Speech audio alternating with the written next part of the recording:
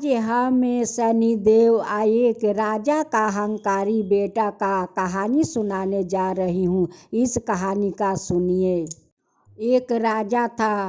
राजा का एक बेटा था। राजा अपना बेटा को रावण कुमार नाम रखा था। राजा तो बहुत दयालु था, लेकिन उनकी बेटा तो बहुत घमंडी और अहंकारी था। कुछ गांवों में गरीबों किसान था, जो लोग अपना खेत में साग सब्जी गाड़ करे और उसे बेचकर अपना संसार चलाता था। सभी किसानों बाजार जाने से पहले वो लोग पहले जाते हैं शनि भगवान का मंदिर। शनि भगवान से आशीर्वाद लेते हैं, तब भी जाकर अपना साग सब्जियां लेकर बाजार बेचने जाते हैं। उस घमंडी रावण ने उस सारे किसानों को जाकर हफ्ता वसूलता है। जो दे देता है उसका तो नुकसान नहीं पहुंचाता है, और जो पैसा नहीं देता है उनकी सारे साग सब्जियां माटी में बिखेर कर अपना पैरों से मचल देता है। सारों किसानों रोकर रह जाता है, लेकिन वो अहंकारी रावण कुमार का तनिका माया नहीं लगता है। रावण कुमार कहता है कि देखो किसान, रोकर कोई फायदा नहीं है। मेरा तो हफ्ता तुम लोग का जैसे भी हो देना ही पड़ेगा। अगर तुम लोग मेरे हफ्ता नहीं दोगे तो मैं तुम लोग का यहाँ पर बैठकर बेचने नहीं दूंगा। सभी किसान कहते हैं कि हम लोग का मिलकर राजा का पास जाकर राजकुमार को शिकायत करना चाहिए। वो अहंकारी रावण कुमार कहता है कि जाओ जाओ, तुम लोग मेरा कुछ नहीं बिगाड़ोगे। मेरे पिताजी मुझे कुछ नहीं करेंगे। मैं तो तुम लोग से हफ्ता वसूल कर रहूँगा। सभी किसान आकर राजा से उनकी शिकायत करते हैं और कहते हैं कि हे राजा, हम लोग तो गरीब किसान हैं, साग सब्जी बेचकर अपना संसार चलाते हैं। जो साग सब्जी बेचते हैं वो तो जाकर राजकुमार सारे पैसा ले लेते हैं, और जो पैसा नहीं देता है उनकी सारे साग सब्जियां माटी में बिखेर कर पैर से मचा देता है। हे राजा, हम लोग क्या करें, गरीब लोग हैं। अगर हम लोग साग सब्जी नहीं बेचेंगे तो मेरा परिवार क्या खाएगा राजा साहेब। राजा अपना बेटा से कहता है कि रावण कुमार, मैं क्या सुन रहा हूँ, तुम क्यों इस किसानों को साथ तुम शैतानी करते हो, क्यों ज़बरदस्ती करते हो, क्यों तुम हफ्ता वसूलते हो। एक गरीब किसान है, साग सब्जियां बेचता है, अपना संसार चलाता है, और तुम जाकर ज़बरदस्ती हफ्ता वसूलते हो, क्यों ऐसे करते हो।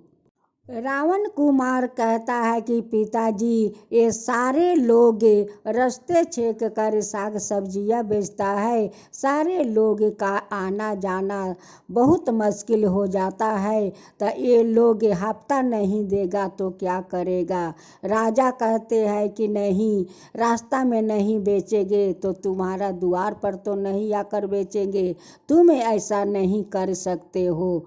वो कहता है कि पिताजी, आप मेरा बात आप नहीं समझ सकते हैं। आप तो यही किसानों का बात सुनेंगे, इसी का बात आपको समझ में आएगा, लेकिन मेरा तो बात आपको कभी समझ में नहीं आएगा।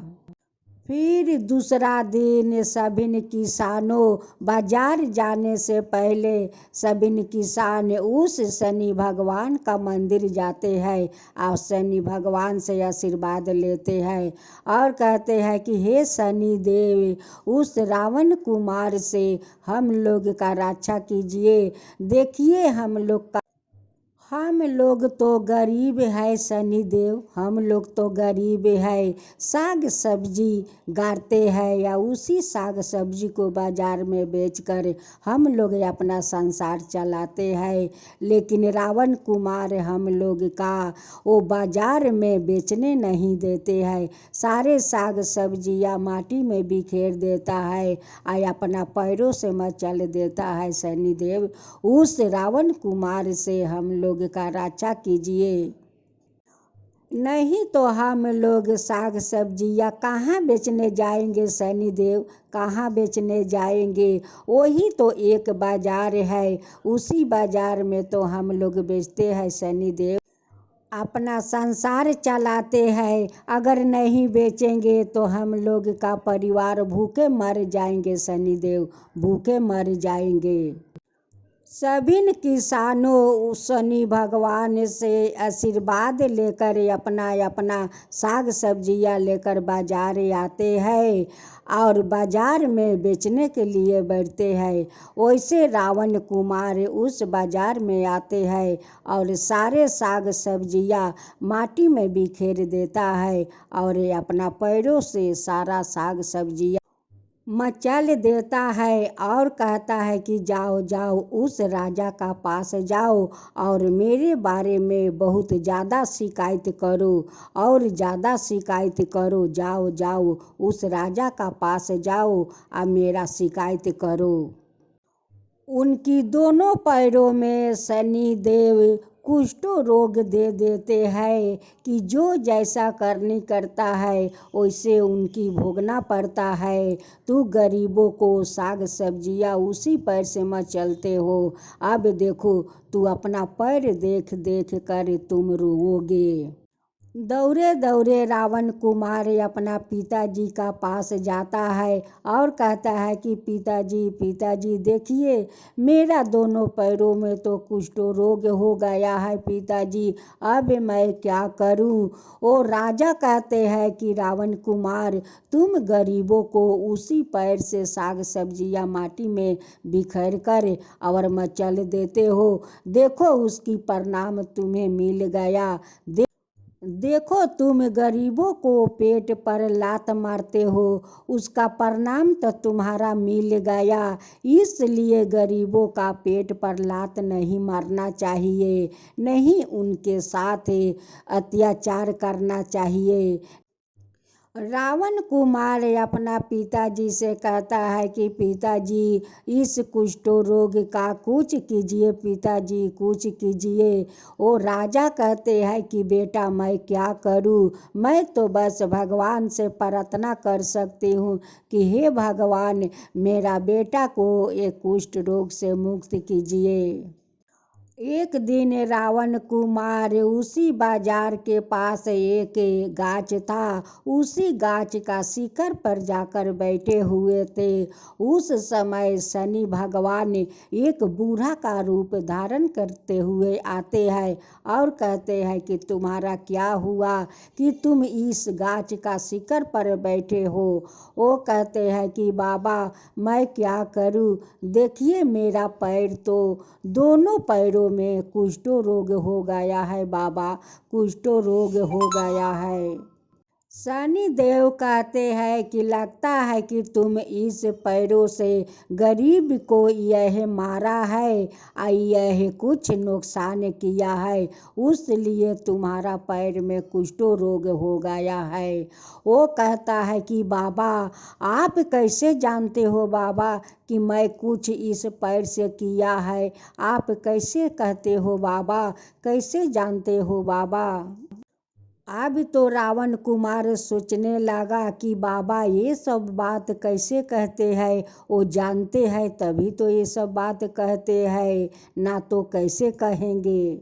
रावण कुमार उस बाबा से सारे बात बताते हैं कि बाबा मैं तो भूल किया है, मैं तो गरीबों को पेट पर लात मारा है बाबा, मैं गरीबों को पेट पर लात मारा है। आज देखिए उसी कारण मेरा दोनों पैरों में कुष्ठ रोग हो गया है बाबा। आप एक एक बात बाबा सत्य बोल रहे हैं बाबा, आप सत्य बोल रहे हैं। ये भी बताइए बाबा कि मेरे पैरों का रोग कैसे ठीक होगा बाबा, ये कुष्ठ रोग कैसे ठीक होगा बाबा, ये भी बता दीजिए बाबा।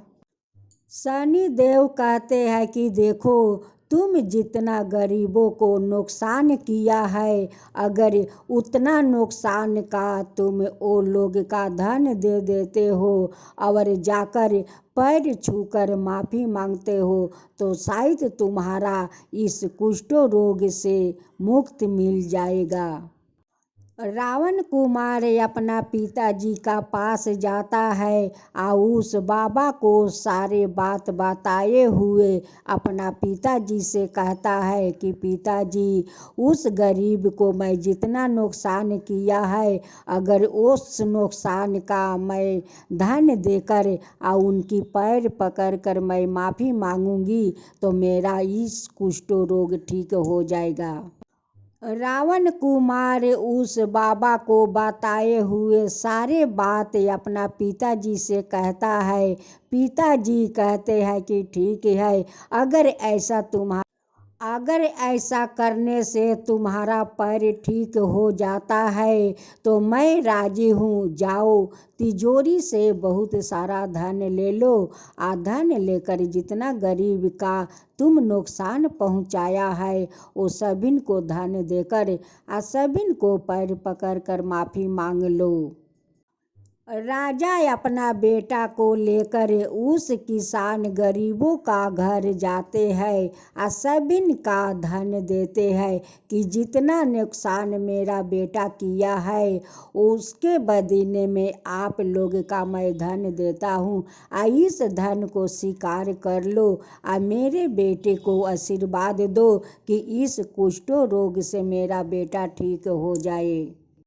सबिन का घर जाकर वो रावण कुमार धन देता है या सबिन किसानों को पैर पकड़कर माफ़ी मांगता है कि आप लोग मुझे माफ़ कर दीजिए, आप लोग मुझे माफ़ कर दीजिए। अपना गलती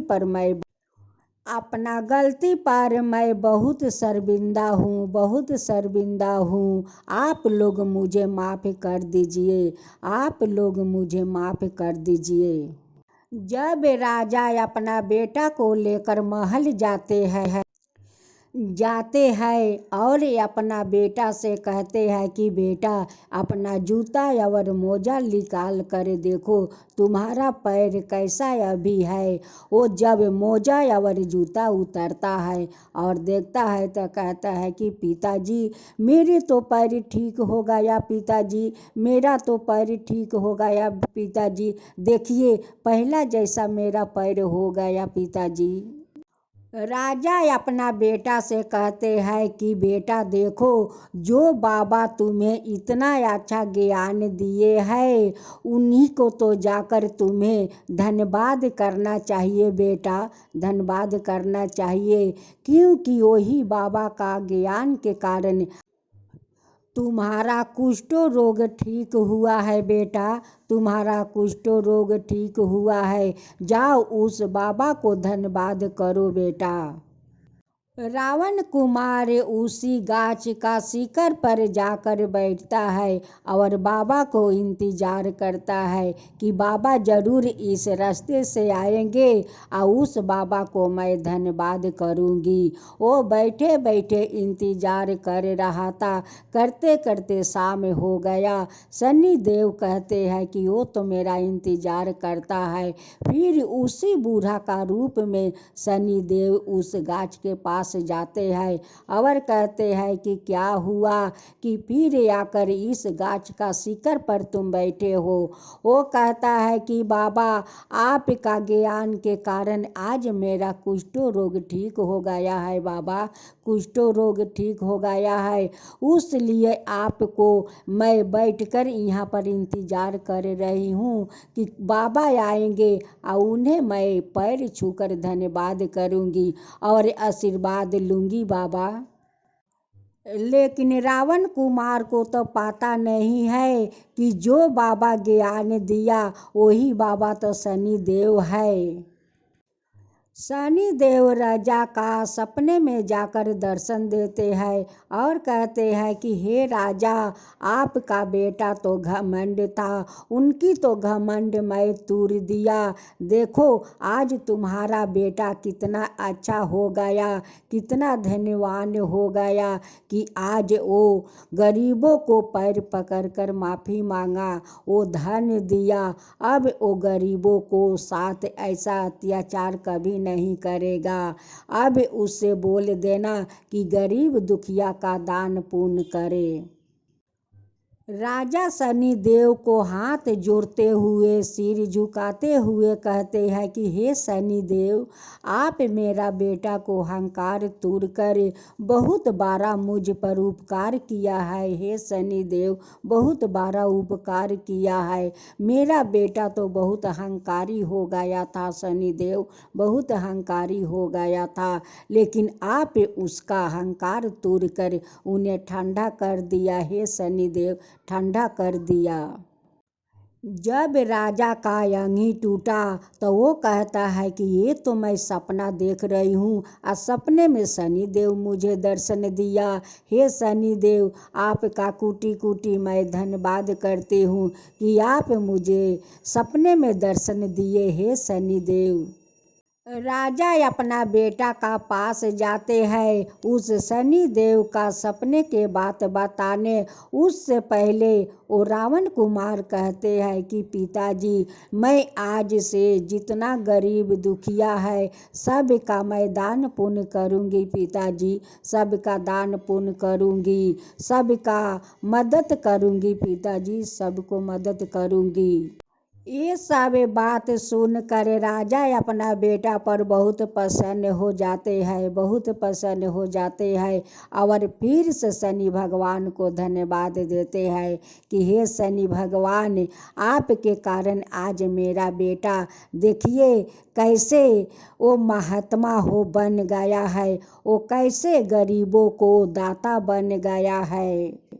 हे शनिदेव, जैसे उस राजा का अहंकारी बेटा को आप अहंकार तोड़ कर एक साधारण इंसान बना दिया कि आज वो सभी गरीबों का दाता बन गया, वैसे ही सभी का पुत्र को बना दीजिए, सभी को पुत्रों को वैसे ही गरीबों का दाता बना दीजिए, सभी का वैसे ही ज्ञान दीजिए। हे शनिदेव।